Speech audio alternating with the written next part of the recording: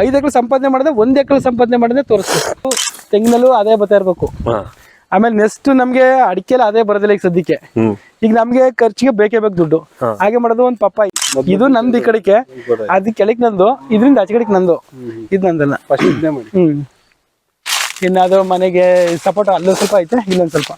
ಇದು ಒಂದು 5 ಬೆಳೆ ಮಾಡಿದೆ ಸರ್ ಹೋದ್ಸಲ, ಈಗ ತೆಗ್ದಿದ್ದೀನಿ. ಇದು 5 ಬೆಳೆ ಅಂತ ಅಂದ್ರೆ ಫಸ್ಟ್ ಸ್ಟಾರ್ಟಿಂಗ್ ಅಲ್ಲಿ ಒಂದು ತೆಂಗಿನಲ್ಲೂ ಅದೇ ಬರ್ತಾ ಇರ್ಬೇಕು. ಆಮೇಲೆ ನೆಕ್ಸ್ಟ್ ನಮ್ಗೆ ಅಡಿಕೆಲ್ಲ ಅದೇ ಬರೋದಿಲ್ಲ ಈಗ ಸದ್ಯಕ್ಕೆ. ಈಗ ನಮ್ಗೆ ಖರ್ಚಿಗೆ ಬೇಕೇ ಬೇಕು ದುಡ್ಡು. ಹಾಗೆ ಮಾಡೋದು ಒಂದು ಪಪ್ಪಾಯಿ 8 ತಿಂಗಳಿಗೆ ಬಂದು ಸ್ಟಾರ್ಟ್ ಆಗುತ್ತೆ, ಅದಾಗುತ್ತೆ. ಅಲ್ಲಿಂದ ಏನ್ ಮಾಡ್ಬೇಕು ಅಂದ್ರೆ ಲಾಸ್ಟ್ ಅಲ್ಲಿ ಇದಕ್ಕೆ ತೊಗರಿ ಹಾಕೊಂಡಿದ್ದೆ, ದನಿಗೆ ಜೋಳ ಹಾಕೊಂಡಿದ್ದೆ. ಜೋಳ ತಗೊಂಡು ಜೋಳ 3 ತಿಂಗಳು, ದನಿಗೆ ಮೇವು. ಉಳುಮೆ ಮಾಡ್ತೀರಾ ನೀವು ಸರ್? ಇದೆಲ್ಲ ಉಳುಮೆ ಮಾಡಲ್ಲ ಸರ್, ಇದು ಉಳುಮೆ ಮಾಡಲ್ಲ, ಇದೆಲ್ಲ ಉಳುಮೆ ಮಾಡಲ್ಲ. ಇದು ಒಂದ್ ಸ್ವಲ್ಪ ಉಳುಮೆ ಮಾಡಲ್ಲ, ಆ ಕಡೆಗೆಲ್ಲ ಸ್ವಲ್ಪ ಇದು ಮಾಡ್ತೀವಿ. ಇದೇನು ಉಳುಮೆ ಮಾಡಲ್ಲ ಇದು.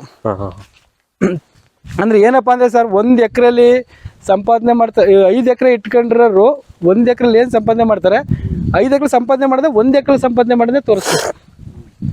ಈಗ 5 ಎಕರೆ, ಈಗ ನೀವು 5 ಎಕರೆ ಇಟ್ಕೊಂಡಿರ್ತೀರಿ, ಒಳ್ಳೆ ಊಟ ಮಾಡ್ತಾ ಇರ್ತೀರಿ. ನಾನು 1 ಎಕರೆ ಇಟ್ಕೊಂಡ್ರೆ ನಿಮ್ ಜೊತೆ ಕೂತ್ಕೊಂಡು ಊಟ ಮಾಡಕ್ ಆಗತ್ತಿಲ್ಲ. ಅದೇ ನಿಮ್ ಜೊತೆ ನಾನು ಅದೇ ಲೆಕ್ಕದಲ್ಲಿ ಸಂಪಾದನೆ ಮಾಡಿದ್ದೆ ಆದ್ರೆ ಮಾಡ್ಬೋದು. ಆಗ ನಾವು 1 ಎಕರೆ 5 ಎಕರೆ ಡಿಫ್ರೆಂಟೇ ಇಲ್ಲ.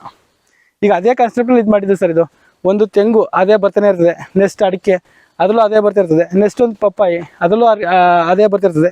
ನೆಕ್ಸ್ಟ್ ನಾನು ಜೋಳ, ದನಿ ಮೇವು ಆಯಿತು, ಅದೊಂದು ಬೆಳೆ. ನೆಕ್ಸ್ಟು ಒಂದು ತೊಗರಿ ಹಾಕೊಂಡಿದ್ದೆ, ಆ ತೊಗರಿ ಕಾಳು ನಾ ತಗೊಂಡೆ, ಸೊಪ್ಪು ಗಿಡಕ್ಕೋಯ್ತು.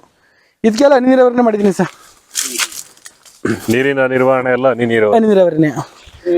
ಗೊಬ್ಬರ ಆಮೇಲೆ ಇದು ಉಳ್ಳಿ ಕಾಳು ಇದೆ ಸರ್, ಇದು ಉರುಳಿ, ಇದು ದನಗಳಿಗೆ ಇದು ಸೊಪ್ಪುಗೋಸ್ಕರ.